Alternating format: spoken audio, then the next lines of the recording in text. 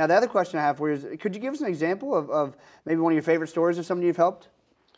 Favorite stories? Well, I'll tell you what, every one of them is my favorite. Every time we help somebody, it's a favorite story, and that's just really how it is. I'll tell you a story that comes to mind. We're all about families, and we're all about helping them move the money, and not only their money, but moving their assets. Assets, the way we see them, are more than money.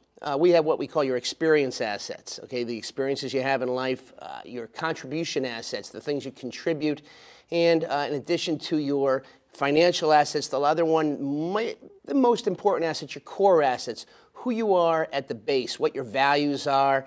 And when you take those things and you apply them, the story that comes to mind is, I'll call the client, Jim. Let's call the client Jim.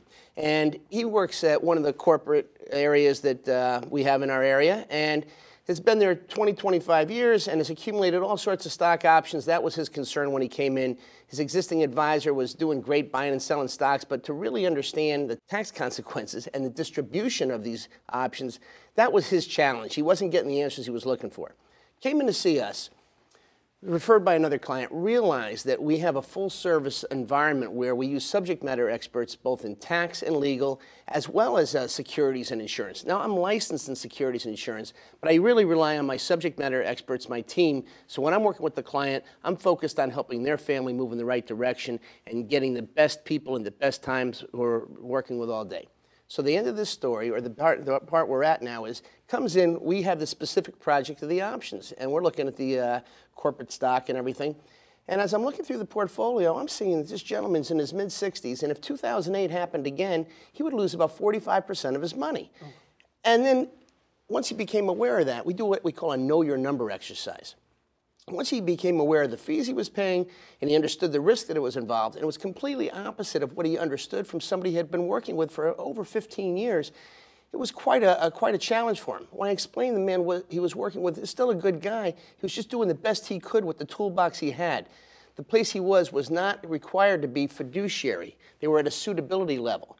So the person he was working with, as much as it could be a nice relationship, it wasn't the right fit, and the guy's toolbox did not have what it needed in it to be able to help him. So once we went through these areas, we got things settled through, and then he started looking at exactly what would happen to his estate. When I told him that X million dollars was going to go to the government and the perhaps other areas when he and his wife passed, he's like, well, how come my accountant never brought that up? I said, well, your accountant is a good guy and he's doing a good job. Just has another toolbox. He's not looking at the same thing. He goes, well, how do I get this? And we went through the whole thing. So now fast forward, it's a year and a half later. Everything's put together, and he calls me up, and he says, Steve, you know, my daughter just changed jobs, and she's 34. She's got this 401k, doesn't have much in it. He says, but it's got $135,000 in it. He goes, you know, I see what's available out there. I don't want her to end up in the same place I was. Will you mind working with her? I said, Jim, we work with families. Now, his name's not Jim. I said, we work with families. Absolutely. Have her come in. I'll work with her directly. We started a little plan for her. We took that $135,000. She's 34 years old. At 64 years old, she's going to have $84,000 a year for the rest of her life.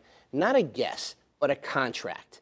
So my favorite story, I don't know if it's my favorite story because I like it when we help everybody, but the one I want to refer to is not only did we help a family pass wealth on intergenerationally through the parents, not only did we make it so that the government and the insurance companies ended up with a lot less money, not only did we protect the family from making sure at the next downturn that they just retired and they wouldn't have to be in a place where they'd have to stop any of the things they were going to be doing, but we passed that right forward to the next generation, and now that's what it's all about for us. Well, that's a great story, Steve, and I'm sure there's a lot of people who heard that and said, you know what, I could use Steve's help just like that guy had it. Where can they go to find you?